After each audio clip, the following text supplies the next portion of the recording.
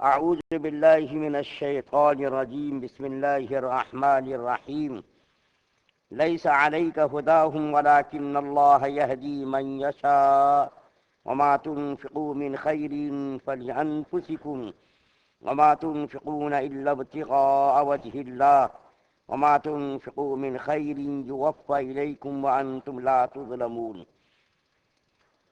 ان کافروں کو ہدایت پر لینا کچھ آپ کے ذمہ فرض یا واجب نہیں، لیکن خدا تعالیٰ جس کو چاہیں ہدایت پر لے آویں۔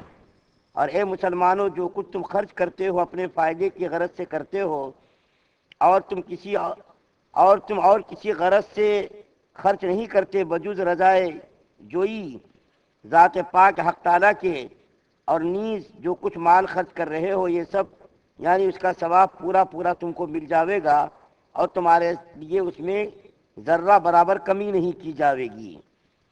سورہ بقرہ کی 272 نمبر کی آیت آپ کے سامنے تلاوت کی گئی ہے۔ اس آیت کریمہ کے نزول سے پہلے نبی کریم صلی اللہ علیہ وسلم نے صحابہ کرام کو یہ حکم دیا تھا کہ صدقہ اور خیرات کا مال صرف مسلمانوں پر خرچ کیا کرو، کیونکہ نبی کریم صلی اللہ علیہ وسلم امت پر نہایت ہی شفیق اور مہربان تھے۔ آپ کی خواہش اور آپ کی کوشش یہ رہتی تھی کہ ساری انسانیت ایمان قبول کر لے اور جنت کی حقدار بن جائے۔ جب نہایت ہی محنت اور کوشش کے باوجود بہت سارے کفار نے ایمان قبول نہیں کیا، تو اللہ کے رسول صلی اللہ علیہ وسلم نے فرمایا صدقات اور خیرات کا مال کسی کافر کو غیر مسلم کو مت دیا کرو۔ تو اللہ تعالیٰ نے یہ آیت کریمہ اتاری کہ اے محمد صلی اللہ علیہ وسلم، کسی کو ہدایت دینا، راہ راست پر لانا آپ کا یہ کام نہیں ہے، آپ کی ذمہ داری نہیں۔ آپ کا کام، آپ کی ذمہ داری صرف یہ ہے کہ آپ لوگوں کو ہدایت کی تعلیم دیجئے، اللہ کی طرف بلائیے، اور یہ مت کیجئے کہ اس کو خیرات مت کرو، اس کو خیرات مت کرو، تنگ دلی کا مظاہرہ مت کیجئے، بلکہ سب کو خیرات دیجئے، چاہے وہ مسلمان ہو، چاہے غیر مسلم ہو، کافر ہو، یہود ہو، نصارہ، کوئی بھی ہو، سب کو صدقہ خیرات کیجئے۔ تو اللہ کے رسول صلی اللہ علیہ وسلم نے صحابہ کرام کو حکم دیا کہ کسی کو بھی صدقہ خیرات دے سکتے، لیکن یہاں پر ایک بات یاد رکھنی چاہیے کہ زکوٰۃ کا مال اور صدقہ فطر کا مال صرف مسلمانوں کو دینا ضروری ہے، کسی غیر مسلم کو دینا جائز نہیں۔ اس کے علاوہ صدقہ خیرات، عام صدقہ خیرات کسی کو بھی دے سکتے۔ ایک بات یاد آئی بتا دوں کہ قربانی کے گوشت کے بارے میں بہت سارے لوگ پوچھتے کہ غیر مسلموں کو دے سکتے کیا؟ تو یاد رکھیے، غیر مسلموں کو قربانی کا گوشت بھی کھلا سکتے، اسی طریقے سے زمزم کا پانی وغیرہ بھی ان کو پلا سکتے، یہ نیت کر کے کہ یا اللہ زمزم کی اس پانی کی برکت سے آپ اس کو ہدایت عطا فرما دیجئے۔ تو یہ تو دو مسئلے جو میں نے ابھی ذکر کیے یہ تو ضمناً تھے، لیکن اللہ کے رسول صلی اللہ علیہ وسلم نے اس آیت کریمہ کے نزول کے بعد صحابہ کرام کو حکم دیا کہ کسی کو بھی صدقہ خیرات کر سکتے، زکوٰۃ کا مال اور صدقہ فطر کا مال غیر مسلموں کو نہیں دے سکتے، باقی صدقہ خیرات جو ہے غیر مسلموں کو، یہودیوں کو، نصرانیوں کو، سب کو دے سکتے ہیں۔ چنانچہ اللہ کے رسول صلی اللہ علیہ وسلم کے فرمانے کے بعد صحابہ کرام دینے لگے۔ اس آیت کریمہ کے اندر یہ بات بتائی گئی کہ جو تم صدقہ خیرات کرتے ہو اس کے اندر تمہارا ہی فائدہ ہے، فائدہ ہی فائدہ ہے۔ سب سے بڑا فائدہ کیا ہے؟ اللہ اس سے راضی ہوتے ہیں۔ دوسرا فائدہ یہ کہ صدقہ خیرات کرنے سے کسی کا مال کم نہیں ہوتا، جیسا کہ میں بار بار اللہ کے رسول صلی اللہ علیہ وسلم کا فرمان نقل کر رہا ہوں کہ اللہ کے رسول صلی اللہ علیہ وسلم نے قسم کھا کر یہ فرمایا صدقہ خیرات کرنے سے اور مال کو خرچ کرنے سے اللہ مال کو خرچ نہیں کرتے بلکہ اس کے اندر اور اضافہ کرتے، بڑھاتے رہتے۔ ظاہر بات ہے جب اللہ کے رسول صلی اللہ علیہ وسلم ایک بات کو قسم کھا کر کے فرما رہے تو قسم کھانا کوئی معمولی چیز پر تو ہوتا نہیں، عام آدمی بھی قسم نہیں کھاتا کسی معمولی چیز پر، کوئی اہم بات ہوتی ہے تو آدمی قسم کھاتا۔ تو اللہ تعالیٰ فرما رہے کہ جو کچھ تم صدقہ خیرات کرو اس کے اندر تمہارا فائدہ ہی فائدہ ہے، دنیا کے اندر مال کے اندر بڑھوتری ہوگی اور آخرت کے اندر اس کا اجر و ثواب ملے گا۔ چنانچہ حدیث شریف کے اندر آتا ہے کہ جنت کے اندر ہر عمل کا ایک دروازہ ہے۔ جنت کے اندر کیا؟ جنت کے 8 دروازے ہیں، جہنم کے کیا؟ لہا 7 ابواب، 7 دروازے جہنم کے، اور جنت کے کیا؟ 8 ابواب، 8 دروازے ہیں۔ ہر عمل کے لیے ایک دروازہ ہے، نماز کے لیے ایک دروازہ، حج کے لیے ایک دروازہ، روزے کے لیے ایک دروازہ۔ اسی طریقے سے صدقہ بڑی حدیث ہے، میں بیان نہیں کروں گا، کبھی موقع ملا بیان کروں گا کہ ہر عمل کے لیے ایک دروازہ جنت کے اندر ہے. جس آدمی کو جس نیک کام سے رغبت ہوگی، شوق ہوگا، اللہ تعالیٰ اس کو اسی دروازے سے بلائیں گے. مثال کے طور پر کسی کو نماز سے بڑی رغبت ہے، بڑا شوق ہے، اور بہت ہی اہتمام کے ساتھ لمبے لمبے رکوع، لمبے لمبے سجدے کر کے پڑھتا ہے، اور نہایت خلوص کے ساتھ پڑھتا ہے، اور فرائض اور واجبات کے علاوہ دوسری نمازوں کو بھی اہتمام کے ساتھ ادا کرتا ہے، تو اللہ تعالیٰ اس کو جنت کے اندر نماز کے دروازے سے بلائیں گے. حج کا کسی کو شوق ہے، عمرے کا کسی کو شوق ہے، اسی طریقے سے روزہ خوب رکھتا ہے آدمی، رمضان کے علاوہ دوسرے نفل روزے بھی رکھتا ہے، تو اللہ تعالیٰ اس کو باب الریان سے بلائیں گے. اسی طریقے سے فرائض اور واجبات جو زکوٰۃ اور صدقات ہے، ان کے علاوہ بھی اور دوسرے نفل صدقے اگر کوئی اہتمام کے ساتھ، پابندی کے ساتھ ادا کرتا ہے، تو اس کو جنت کے اندر صدقے کے دروازے سے بلایا جائے گا. تو جنت کے اندر یہ دنیا، آخرت کے اندر یہ ہمارا فائدہ ہے. دنیا کے اندر یہ ہمارا فائدہ ہے کہ ہمارے مال کے اندر کمی نہیں ہوتی، زکوٰۃ اور صدقہ ادا کرنے والوں کے مال کے اندر چوری نہیں ہوتی، غلط طریقے سے مال ضائع نہیں ہوتا، کیس میں، مقدمے میں غلط طریقے سے مال خرچ نہیں ہوتا. یہ جو ہے مال خرچ کرنے کی خوبی ہے. اور خلوص نیت کے ساتھ جب آدمی کرتا ہے تو کسی کو بھی مال دے دو، خلوص نیت کے ساتھ تحقیق کر کے دینے کے بعد مستحق تھا، غیر مستحق تھا، مسلم تھا، غیر مسلم تھا، اللہ کی رضا کے لیے جب ہم نے مال کو فارغ کر دیا، مال کو دے دیا، تو اللہ کی خوشی ہم کو مل گئی، اللہ کی رضا ہم کو حاصل ہو گئی.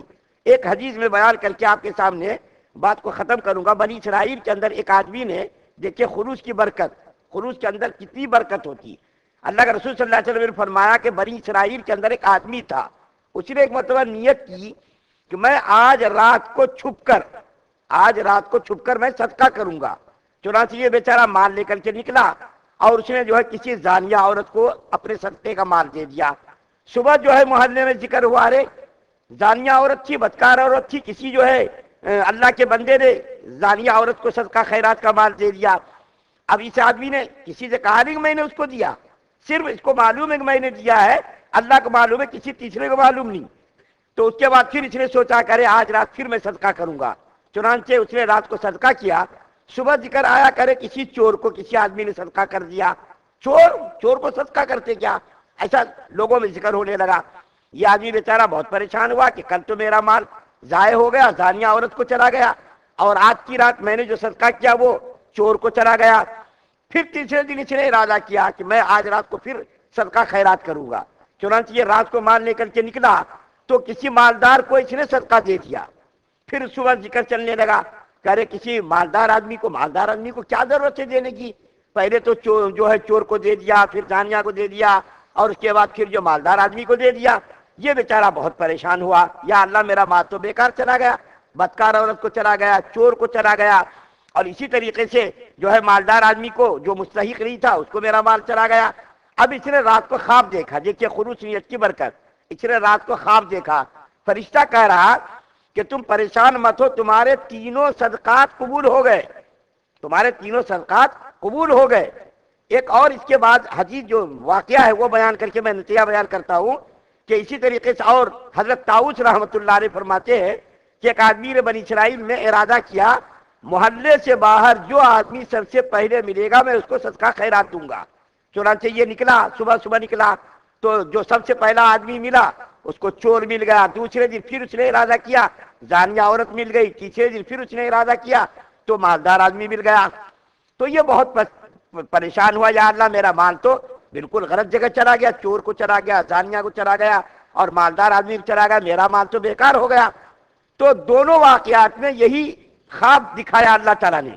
دونوں واقعات جو میں نے الگ الگ واقعات بیان کیے، دونوں واقعے میں خواب کا ذکر ہے کہ اللہ تعالیٰ نے فرشتے کو اس کو خواب کے اندر بھیجا، اور بھیج کر کے فرشتے کے ذریعے کہلوایا کہ تم پریشان مت ہو، تمہارا مال اللہ نے قبول کر لیا، تمہارا مال اللہ نے قبول کر لیا. کیوں؟ زانیہ عورت جو تھی اس نے تمہارے مال کو لینے کے بعد تمہارے خلوص کی برکت سے اس نے زناکاری سے توبہ کر لی. اور چور نے جب دیکھا کہ بغیر چوری کیے، اور زانیہ نے جب دیکھا بغیر جو ہے زنا بدکاری کیے، اللہ تعالیٰ جب ہم کو کھلاتا تو زانیہ عورت نے توبہ کر لی، اور چور نے چوری سے توبہ کر لی.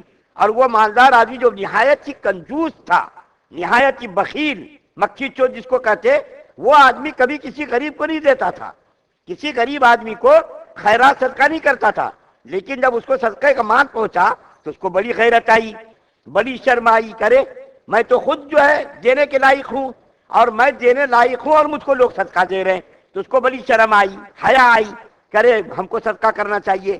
تو اللہ تعالیٰ نے فرشتے ذریعے ان کو کہلوایا کہ دیکھو تمہارے مال کی برکت سے اور تمہارے خلوص کی برکت سے اور تمہارے اخلاص کی برکت سے اللہ تعالیٰ نے ان تینوں کو، زانیہ کو، چور کو، مالدار کو، تینوں کو ہدایت کی توفیق دی۔ چور کو تو چوری سے توبہ کرنے کی توفیق دی، زانیہ عورت کو بدکاری کرنے سے توبہ کی توفیق دی، اور اس کے بعد مالدار آدمی کو صدقہ خیرات کرنے کی توفیق دی۔ تو تمہارا مال ضائع نہیں ہوا بلکہ تمہارا مال کامیاب ہو گیا۔